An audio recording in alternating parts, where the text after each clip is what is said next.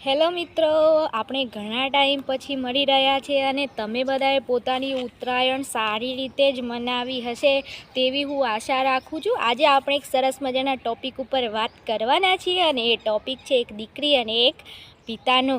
આજનો જે સમય ચાલી રહ્યો છે ને તેમાં મા બાપ અને પોતાના બાળક વચ્ચે જે ગેપિંગ પડી ગઈ છે ને એના ઉપર આજે આપણે વાત કરવાના છીએ। સરસ મજાની વાત છે। આશા રાખું છું કે તમે એ વાત સમજવાનો પ્રયત્ન કરશો।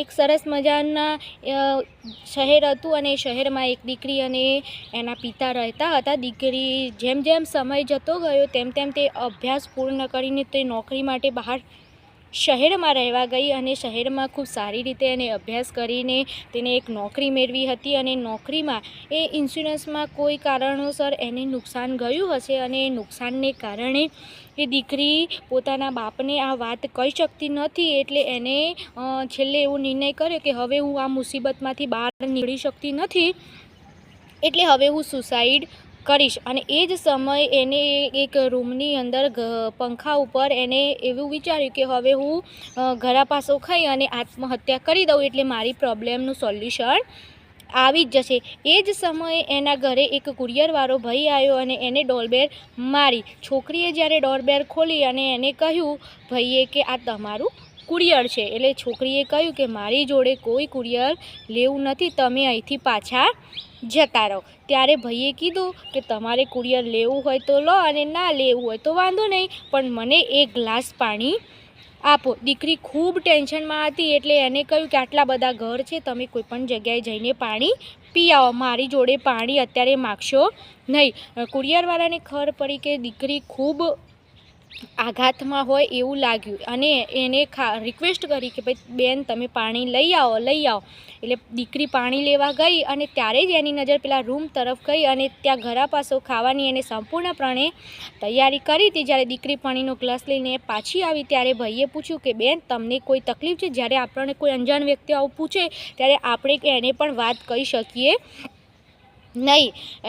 દીકરી કહે કે તમારે આ બધી કુરિયરવાળા છો, કુરિયર તરીકે કામ કરો, આ બધી જફામાં પડવાનું તમારું કોઈ કામ નથી અને તમે મારી કોઈ મદદ કરી શકશો નહીં। અત્યાર સુધી કોઈ મારી મદદ કરી શક્યું નથી, એટલે કે તમે પણ મારી મદદ કરી શકશો નહીં। અને એવી જ રીતે એ ભાઈએ કહ્યું કે કદાચ તમે તમારી પ્રોબ્લેમ મને કહી તો જુઓ, કદાચ મારાથી જે મદદ થશે એ હું કહીશ। એને કહ્યું કે હું ઇન્સ્યોરન્સનું કામ કરતી હતી અને એમાં મારે ભારે નુકસાન આવ્યું છે અને એ નુકસાન હું પૂરું કરી શકું તેમ નથી। રોજ એમના ફોન આવે છે, રોજ નોટિસ આવે છે અને આ વાત હું મારા પપ્પાને ઘરે કહી શકતી નથી, કેમ કે એમને મને આટલી ભણાવી હોય, ગણાવી હોય અને ભણાવીને મને અહીંયા કામ કરવા મોકલી હોય ને એમાંય જો હું નુકસાન કરું તો મારે આ વાત મારા પપ્પાને કહેવા જેવી નથી। એટલે હવે મારા પાસે છેલ્લો ઓપ્શન કોઈ છે નહીં, એટલે હવે મારે મરી જ જવું પડશે। એટલે એને કહ્યું કે તમે એકવાર પોતાના પિતાને આ વાત કહી તો જુઓ।